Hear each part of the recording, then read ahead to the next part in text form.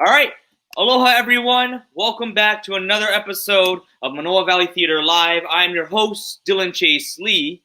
And thank you for being with us for about at least 10 weeks, because this is our 10th episode. And boy, what an episode we have for you folks today.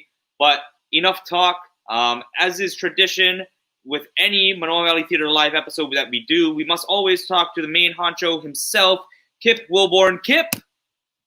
Oh, wrong button. There he is. Kip! I thought you'd forgotten me, lost me or something. No, I had your name on the banner, and instead of clicking your lovely face, I clicked on the banner instead. Well, I'm glad you clicked my lovely face. But anyway, we don't see our faces very much when we see each other at the theater now, because we're always covered up. Yeah, exactly. Always with the masks. Like, this is the only time I get to see you. Yeah. So, as always, what's going on at the theater? Well, as always, as I say every week, we're preparing for next season, which we open September 3rd with Desperate Measures. That you wanted to see in March, and now we're going to do it in September 3rd. So I hope you all will be there, and season tickets are on sale. But because we're prepared for social distancing and a smaller crowd, there are a limit to the season tickets. Ooh. So get in there, get your season ticket before they're all gone, and we're looking forward to it. In fact, today we were meeting in the house, talking about, what are we going to do? What are the new procedures we're going to do to keep everybody safe? Because your safety and health is really important to us. And in fact, it's been a lot of this kind of thing lately. Mm-hmm. Prevent Safety Alliance and Reopening Guide. Because we really are taking this seriously, and I'd like you to take it seriously too, because we're not out of the woods yet. We had 3 more cases today. So please continue to wear your mask, continue to social distance, and remember about the mask. Oh, wait. I was in Walmart this last week. I walk in, and of course, to get in, you have to have a mask. But then as soon as we walked in, man, people were just pulling it down below their mouth, or a whole lot of people wore it here. Hey, folks, look, this is not about protecting you. This is about protecting all the people around you. Exactly. So please, I know it's uncomfortable, bothers me too, but please do that. And I'll tell you why. We're about to open up tourism. Mm-hmm. And we start having those visitors, because I think this last month we had like 4,500 visitors, something like that, compared to, I don't know, what was it, 800 and something thousand last year, the same month. We're going to start opening it up, and we're going to start having a lot of influx, and we're going to have more cases. We definitely will. We'll be testing more, but we'll also have a lot of new blood in here. So please protect yourself and protect others. Continue to do this. It's so important. And now I'm going to get off my soapbox. It is important. All right. We were also in that meeting, we were talking about streaming and about what we're going to do. That in streaming, as you can see right now, is part of the new normal. And we've got some great streaming content currently. In fact, it's Money Talks, but what the hell is it saying, or what's my worth? Ooh. It's a great show, and we're lucky today to have the playwrights joining us as guests today, and you'll get to hear from them directly. But you know what? It's so much fun. It's funny, but it has heart, has a meaning. The music's good, and well, I'll let them tell you about it and tell you what it is. But you don't want to miss it. And it's for a limited time now. Please go to our website, click on the link there. Yes, ManoaValleyTheater.com. And for a very small donation, $10 or more, you definitely can give more. You get a link to watch the show at your leisure. Grab your popcorn and everything else. So next streaming project, we're going to be streaming the award-winning, actually Best Play in Hawaii last year from Broadway World, Shipment Day for our night at the theater on June 12th, a night of the theater in your living room. Yeah. So grab your popcorn for that one. It's a great, great story about Kalapapa. We've got limited time now, so I'm not going to get into it, but we're really looking forward to that. And hats off to Lorenzo Di Stefano, the author who gave us the privilege to be able to stream this. Oh, by the way, if there's something you'd like to stream, something you'd like to see on our stream, tell us. Send us a comment. Yeah, send us a comment. And before I forget about it, because I did want to mention this earlier, send us a comment about what would be the most important thing that you would see at MVT that we could do that would raise your comfort level so you come back to the theater. What would you like to see? What's important to you? And the other thing is when we open in September, are you planning to be there immediately? Or are you planning to wait for a few months? Send us your comments to ManoaValleyTheater.com, and we look forward to that. And hey, lately with all the season tickets, there have been a bunch of donations. Thank you. Thank you. You're helping us get from here to there. Thank you so much. Really appreciate your support and patronage. And Dylan, I hand it back to you. All right. We'll talk to you later, Kip. All right. All right. So, as Kip said, we're very fortunate today to have the authors of Money Talks, But What the Hell Is It Saying, with us today. And Money Talks, But What the Hell Is It Saying, is a brazenly honest musical that explores one of the most important questions of the 21st century. What's my worth? It has been performed all over Hawaii and Colorado for a number of diverse audiences. And today, we're fortunate to have with us the creators of Money Talks, Marcia, Zina Major, and Lucie Lynch. How are you two doing? Good. Very nice to be here. Aloha. Aloha as well. So, tell us, you folks have performed all over Hawaii, all over Colorado. How did you folks come up with this idea? Because this is an original musical. How did you folks come up with this this musical idea? Okay, take it away, Lucie. You can start. Okay. I'll finish. Exactly. So back in Germany, like maybe 12 years ago, I had this instinct, the dream where I flew around the head of the Statue of Liberty and it told me to come home. Oh. And during that time, I was reading a book about fairies and nature spirits, like all, very, very mystical. And I followed the calling. I followed the calling to move to America, and I ended up in Hawaii.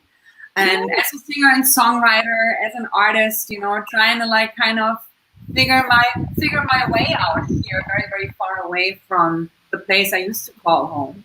And I met a friend of mine here, and he said, "Lucie, you gotta meet this woman. Her name is Marcia, and we're kind of soul sisters. And I have the feeling you're supposed to do something together."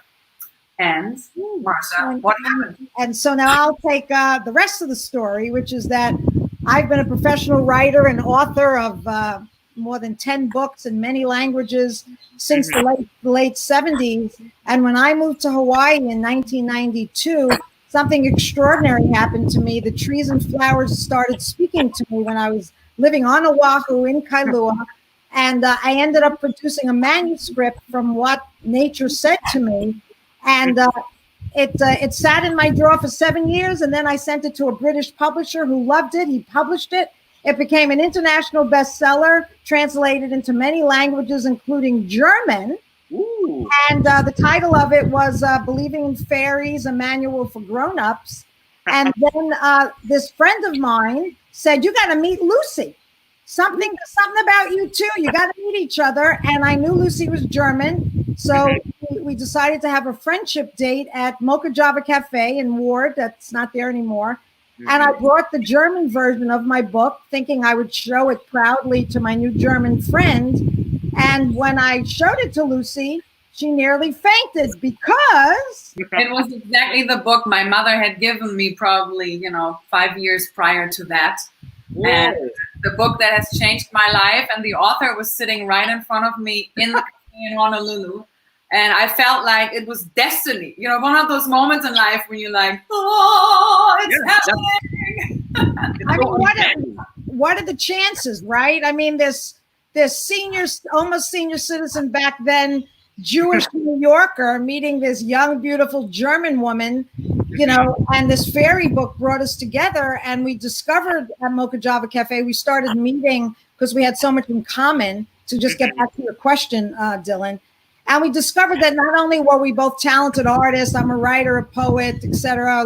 We're both performers, that we had something in common that was very uncomfortable, which was that we just were so confused about money. We couldn't pay our bills, our taxes, and it was terrible. And rather than get depressed about it, we decided on an instinct, on an impulse, because we're both so creative, that we would channel this despair about money and the high cost of living in Hawaii, and we would write a Broadway musical about money, right, Lucie?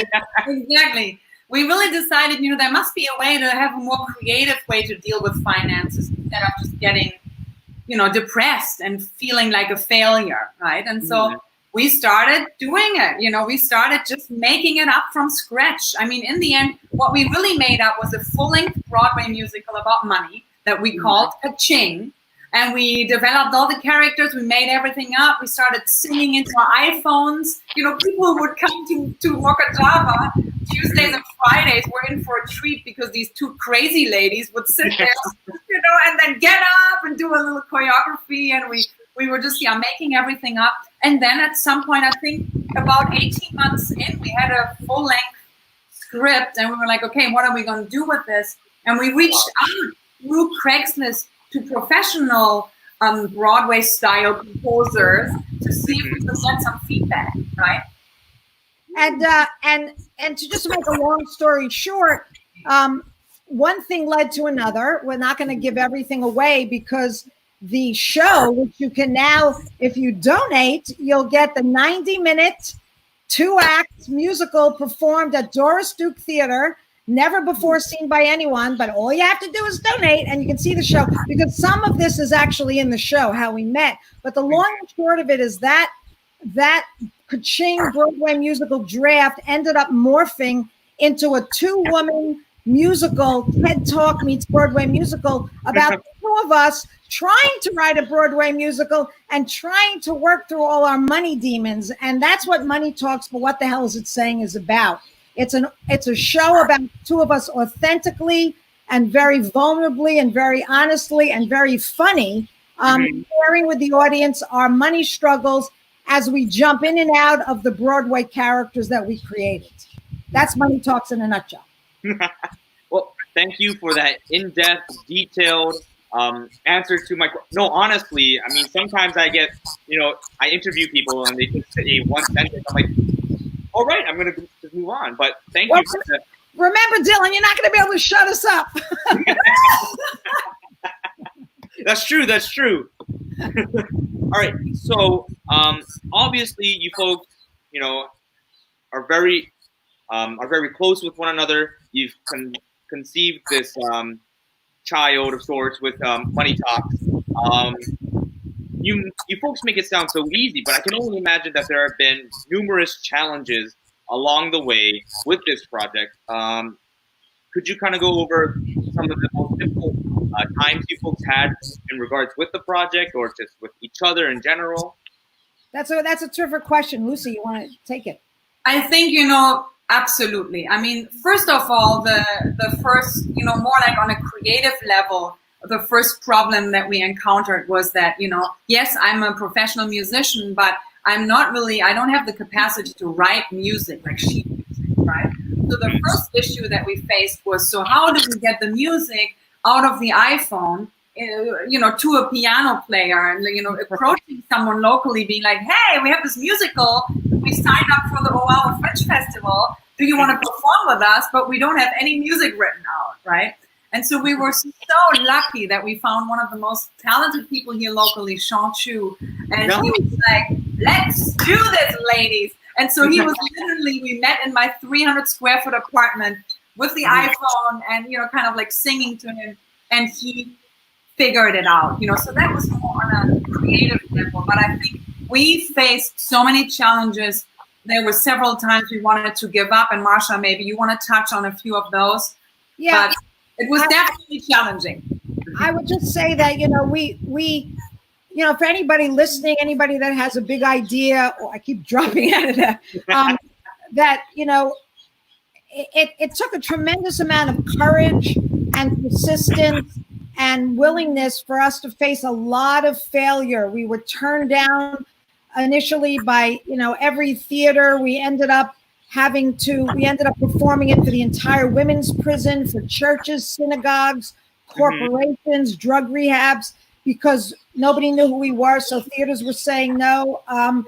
And we also faced a lot of challenges. Our second musician, very talented, Bob Weirman, we were about to go to the Big Island to perform there, and his doctor told him he couldn't fly. And you know, and then every time we wanted to take the show somewhere, it didn't necessarily want to go where we wanted to take it. And so I would say in the end, one of the ways that we dealt with the challenges, all the different challenges, which included tremendous disappointment, feelings of failure, wanting to give up, is having to constantly go back to the heart and the spirit of the show, which is such a beautiful message about the fact that every human being has value. Every human being, whether they're homeless, whether they're rich, whether they're poor, whatever color, skin, it doesn't matter what the circumstances are, we are all priceless treasures. That's the message of the show. And we always had to bow to the spirit of the show and the message of the show. And even when we wanted to give up, then the show would find its way somewhere else. And, you know, now here we are, you know, with a... And maybe one of, you know, just to speak to that, what Marcia just said, I think one of the biggest challenges listening to you now, that just comes to me now, would also be, I think, that our egos had to step out of the way and really allow the show to take its course. Like that it's not about us performing it and us making it to Broadway and us getting famous and us getting recognition, that it was really about that message, not only delivered to the people, but also really owning that in ourselves, that Marcia's and my value, Marcia's and my worth is independent of the success of this show. It's independent of how good or bad it will be perceived as. And I think that was something that was underneath this the whole time. And it took us all these years to now finally be like, you know what? We are just in service of this show. And we really only about the why. Like, why are we doing this? Because we love it. Why are we doing it? Because we ourselves have to learn still how to know and own our worth and our worthiness and our value. That's wonderful. And from Marcia, from what you were saying in your statement, you know, this show teaches each other that everyone in this world is worth something. And that's a very topical subject. I mean, even for today, with everything that's happening in the news, whether it's with the virus or the protests that are going on in Minneapolis, this show is very relevant for our audiences, even to this day. Oh, it's beyond relevant. That's why we've been so passionate about it. You know, we started this project in 2015. It's 5 years later. We're still so passionate. We call ourselves self-worth activists because the single most important message that every human being on the face of this earth needs to embrace and embody is that everybody is equally valuable. There is nobody that is more valuable than anybody else. And, you know, like you said, there's nothing more relevant, nothing more socially relevant, nothing more politically relevant. And so we really invite that's what we want everybody to see Money Talks for What the Hell Is It Saying. So don't forget, you have an opportunity to see it. We'd love you to donate, support Manoa Valley Theater. and watch this show, which delivers this message in a really beautiful, entertaining way. I think at this point also really a big thank you, to Manoa Valley Theater, to Yes.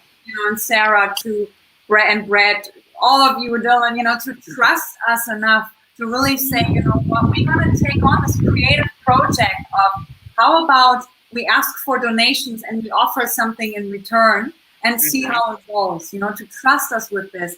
And then now really realizing that we are in a time on our planet and humanity where this is really one of I think the most profound things that we can really ponder. Not only pondering is not enough anymore. That's right.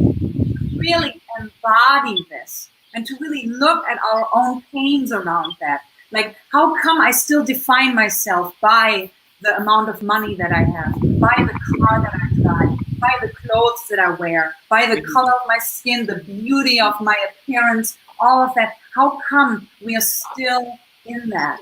And so for me, this is the time. I said to Marcia, this is really the time for this musical, and I think it needed to come to us earlier, like 5 years ago, because I think we wouldn't have been ready ourselves to really own this message. Well, thank you. Like they've said, if you folks would like to donate to Manoa Valley Theater, $10 is all you need to check out this amazing musical, Money Talks, and what the hell is it saying? Thank you, Marcia and Lucy, for being on the show with us. And yes, please, everyone who's watching right now, go and check them out, support them, and also you can help support us by supporting them. So thank you, you two, for being on the show with us today. Absolutely. And don't forget, immeasurable, that's what you are. Incredible, a vast shining star, a treasure you and I, oh, we can fly beyond the sky. All right. Thank you. I'll see you two ladies very soon. Okay? Bye-bye. Bye. All right. So our next guest on the stream today is no stranger to the Manoa Valley Theater stage. He was last seen on our stage as Guy in our production of Once, the musical. And prior to that, he was Dr. Frankenfurter in the very successful Rocky Horror Show, as well as being in Rock of Ages and Happily Ever After at MVT. He's also an alumni of Farrington's T-shirt theater program, as well as the University of Hawaii's theater program. Please help me welcome to the stream a very good friend of mine, Jarren Amian. Jarren, how are you doing? What's up, Dylan? Thank you for having me. Thank you, Manoa, for having me. Yes. Now, I like how you got the memo about having Joker apparel somewhere. Yeah, definitely. That wasn't given to me by you. It was given to me by a friend named Dylan, who looks extremely like you, actually. Now that I think about it, might have been you. Probably was you. Yeah, it was. All right, Jarren. So, Jarren, tell us a little bit about Farrington High School's T-shirt theater program. Oh, T-shirt theater is a product of a nonprofit called Alliance for Drama Education, whose mission statement is to teach students performing skills needed to win jobs, justice, and joy. Nice. Pretty much, we'll teach them different skills. We call one of them performer P's, which is poise, projection, personality, and pronunciation. So how to be able to talk in front of people. We take high schoolers, usually lots of people that haven't broken out of their shells yet, and we just kind of see them grow throughout the T-shirt theater program. We also do Romeo and Juliet in for the freshmen. Nice. That came about way back when Farrington was really rowdy. I mean, Farrington's still rowdy. Let's be honest. I love them too, Farrington grad, but they were so rowdy that the staff didn't know how to control them in like the auditorium during meetings and stuff like that. So they asked George Kahn, who's the director of T-shirt theater, to like what they could do. So they're like, let's do Romeo and Juliet, teach them how to teach them how to perform, show them how hard it is to get on stage, and maybe they'll stop heckling. And it was a really good it was a really good program. We're still doing it today. I literally just did it through Zoom conference. Oh, nice. Yeah, just a couple of weeks ago. All right. So, Jarren, what got you into performing on the stage? You obviously play music. Did you start off playing music locally for stages, or did you start off acting on stages? What came first? Yikes. They all kind of came around the same time. I think theater came first, in forms of like improv games. I was in middle school, and I had this thing called Dole Academy, which was the after school program. And there was you do your homework, it's A+. Do your homework, then later on you can do activities, and it's like all elective. Like you can choose Yu-Gi-Oh club, baseball, or like I was part of the Yu-Gi-Oh club too, but no judgment there. My mom signed me up for the drama class. I was like, what? Don't make me do drama. She's like, shut up, you're a drama queen. I'm just like, okay.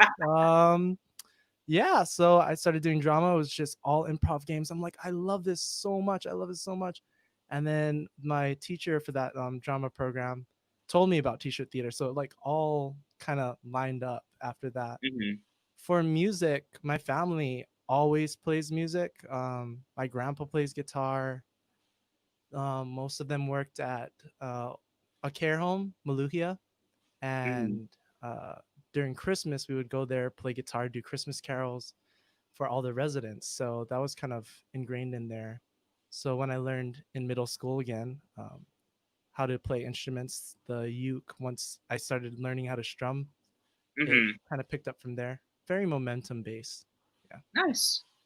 All right, Jarren, I gotta say, from seeing you on stage and seeing you right now, you're very somber when you're out of character. Like looking back at the characters that I've seen you play in, Halna and Happily Ever After, Dr. Frankenfurter, and the Rocky Horror Show. How do you prepare yourself, not yourselves, prepare yourself for these like high energy roles? Prepare yourselves was pretty close too. It's a different character. It's alter ego.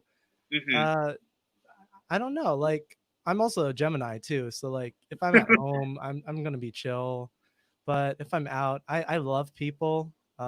So when I'm around people, I can just feed off their energy. Also, there's the whole adrenaline you get when you're on stage, right?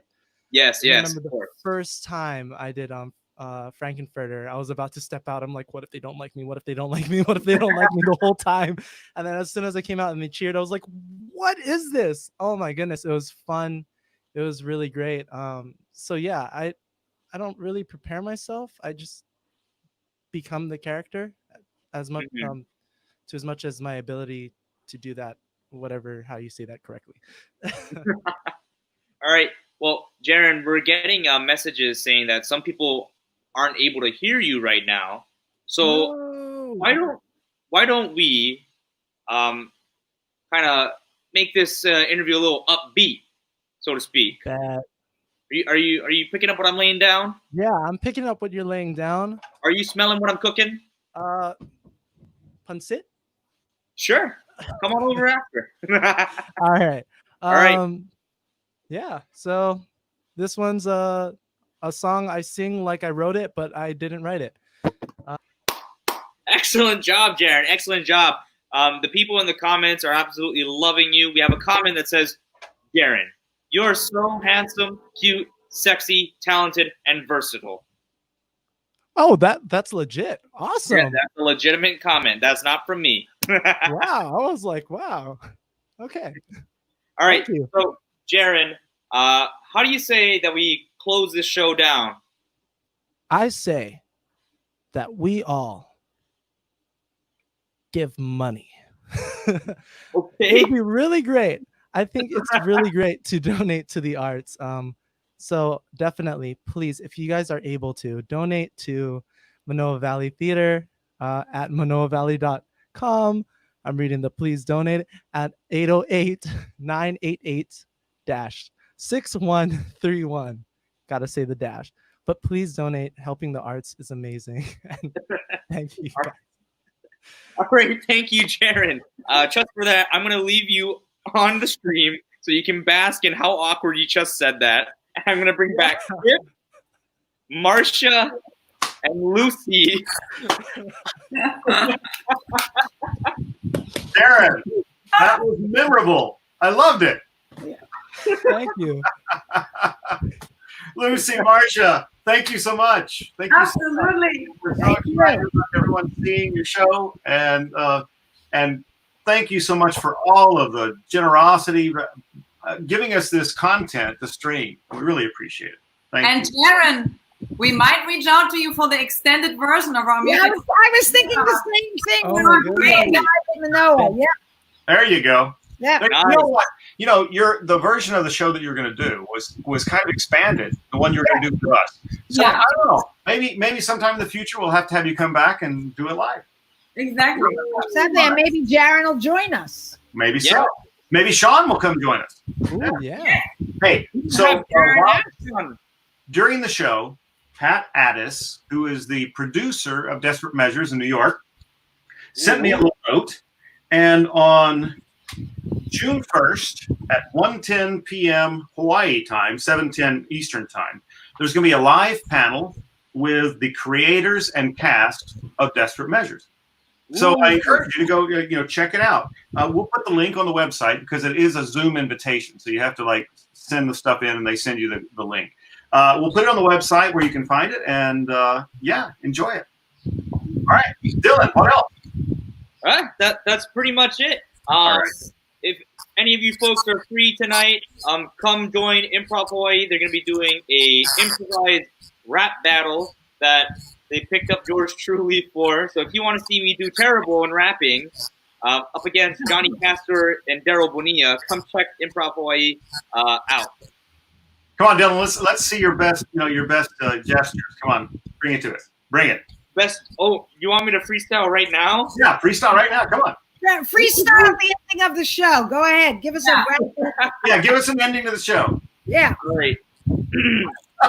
Yo, thanks for watching. I'm glad you enjoyed. If you want to give money so this boy can eat some poi, give some money to MVT so we can, stream some stuff to your TV. Yeah, that's it. I'm out. My rhyming sucks and I have self-doubt. All right. Thank you for being with us. Next week. All right. Thank you for watching, everyone. Bye. Thank you, guys. Aloha. Aloha.